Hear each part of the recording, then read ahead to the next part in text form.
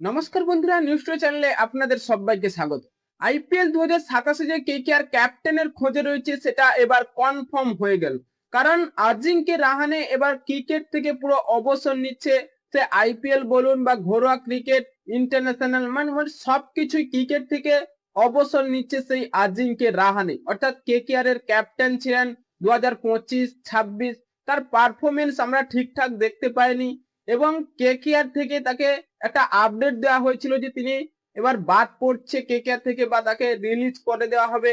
তাই এই পরিস্থিতিতে হোক বা তিনি যা পারফরমেন্স, অনেকটা বয়স হয়ে গেছে এই আজিঙ্কে রাহানের, ক্রিকেট থেকে অবসর নিয়েছে।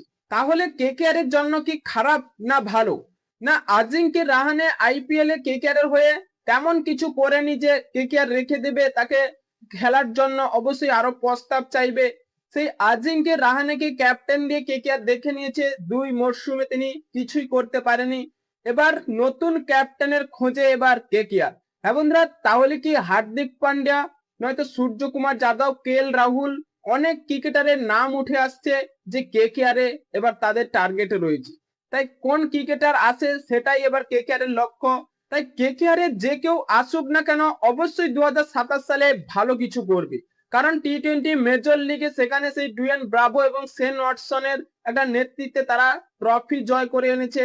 সেই লস এঞ্জেলেস অর্থাৎ কলকাতার একটা অংশ, সেখানে অবশ্যই তারা একটা অ্যাচিভমেন্ট পেয়েছে এবং 2027 সালের জন্য এবার ভালো কিছু করবে। তাই অবশ্যই 2027 সালে যে কেকেআর নতুন ক্যাপ্টেনের খোঁজে রয়েছে সেটা এবার পুরোপুরি কনফার্ম হয়ে গেল।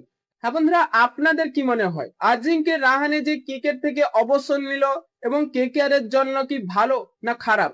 তাই আপনাদের মতামত কমেন্ট বক্সে লিখে জানিয়ে দিন এবং চ্যানেলটি সাবস্ক্রাইব করে আমাদের পাশেই থাকুন। ভিডিওটি শেষ পর্যন্ত দেখার জন্য আপনাকে অসংখ্য ধন্যবাদ।